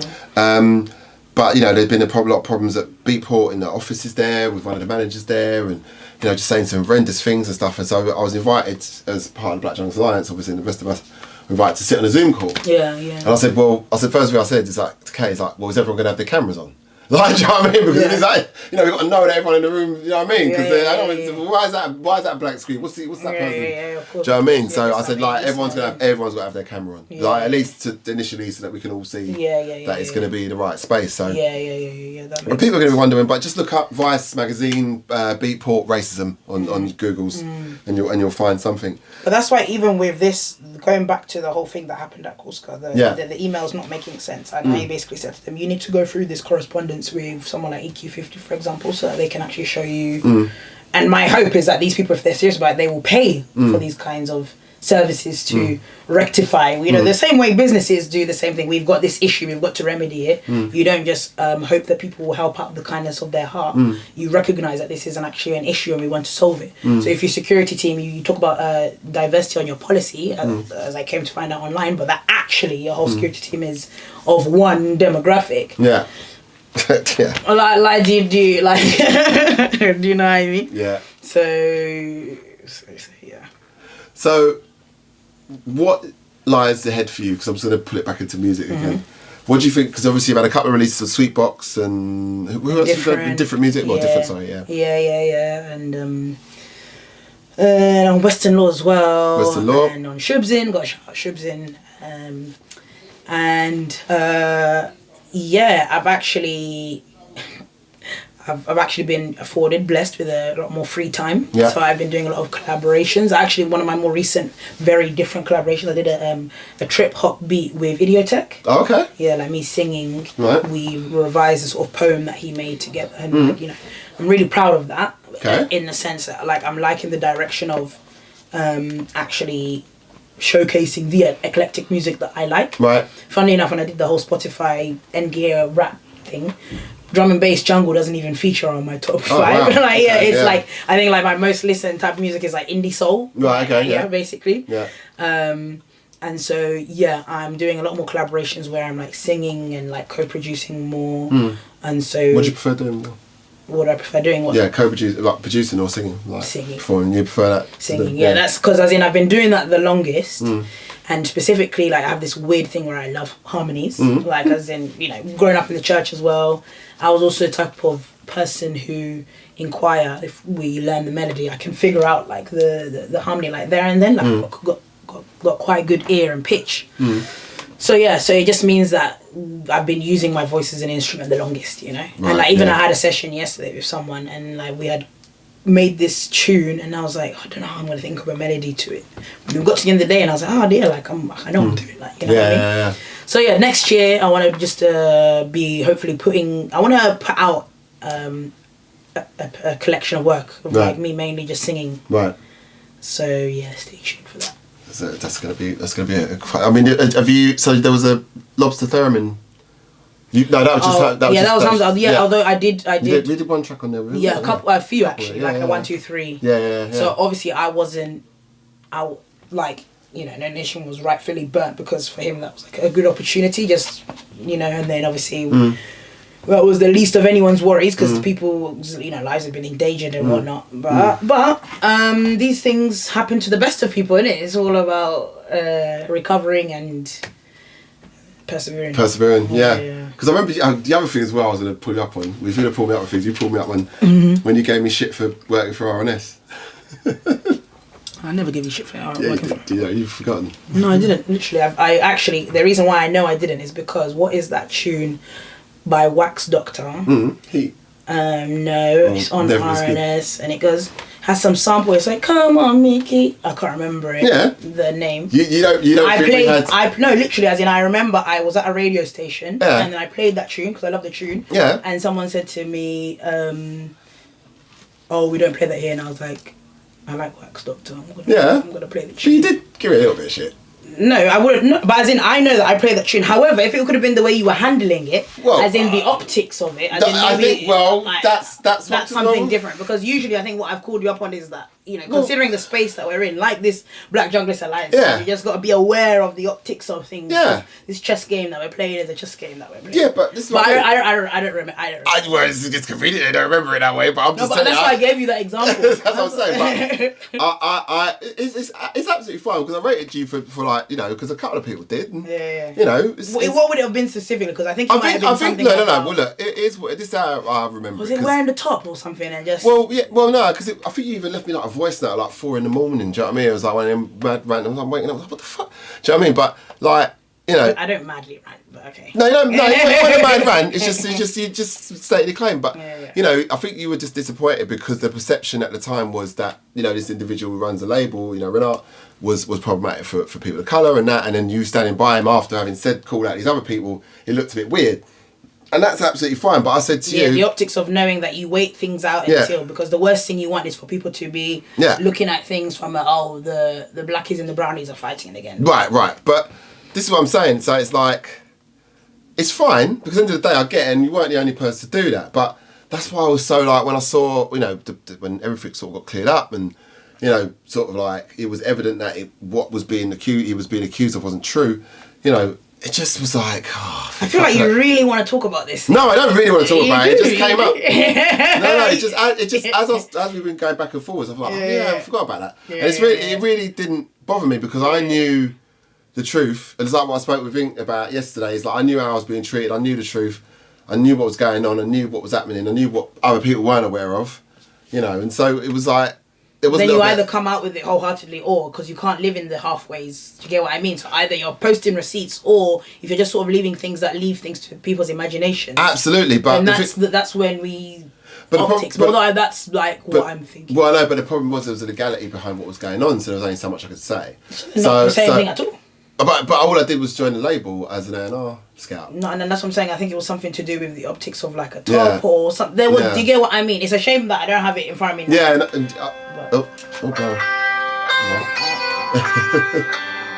I don't. Oh, cool. But it's all good. It's absolutely fine. We do. That's all right. But no, honestly, it wasn't. I wasn't trying to like. I can start a war right now. I was just like saying. It was just like no, because I remember but the thing was, I say that to say that I always respected you for sort of like coming and giving me your opinion about things and being truthful about how you felt about stuff, and it was always useful to me to hear that your point of view on that. So I do appreciate it, and I thank you for it because. Yeah.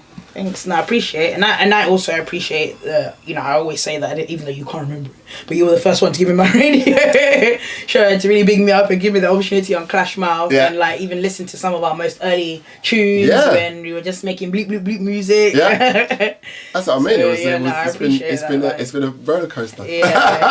Exactly. But like, I mean, one of the things. I mean, the first thing you wouldn't say producing. But I know that you love DJing though. Oh yeah.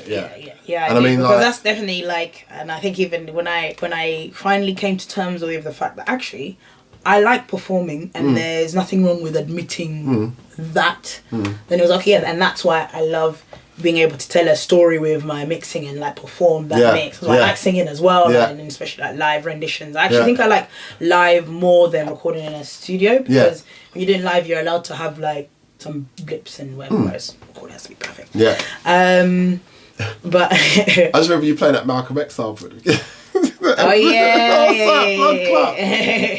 yeah. We should put the link of that mix. Yes. It's like Maggie's not playing.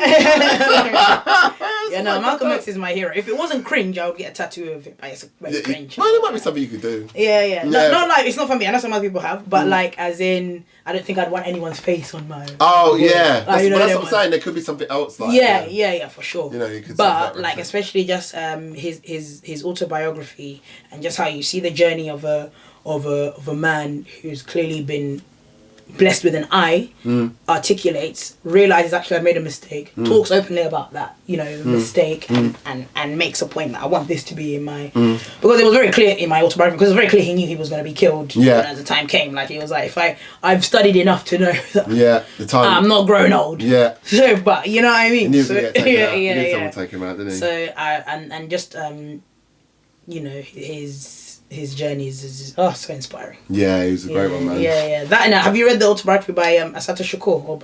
So I've been told. Maybe my biggest problem is I don't fucking read mags. Oh, I'm not a big reader. Fair enough. Which is really embarrassing to admit on camera.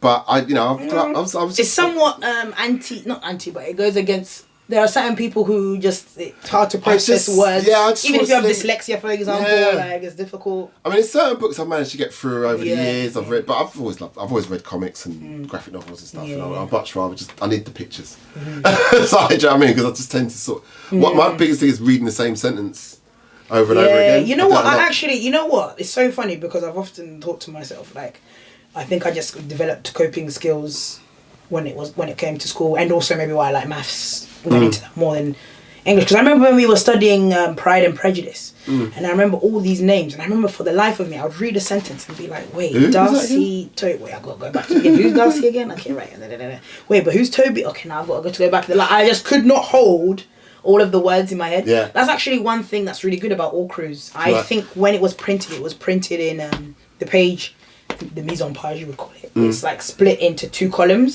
because supposedly if you've got dyslexia, it's easy to read short, like a short length, rather than having to read all the way from the start to the beginning. You know what I mean? Yeah. So I don't know what edition it was printed that way, but it's the edition that I have. So yeah. It's amazing though. I think I better take that. That cool. I didn't like I was expecting that one. And right, cool, I mean? cool. Yeah. No worries. We'll approach the end of it. Thanks a lot, mate. Man. Oh my goodness. You know, we're going to have to do a part 2 of this. I'm absolutely blown away. But thanks very much for coming on, mate. Thank you. Appreciate it.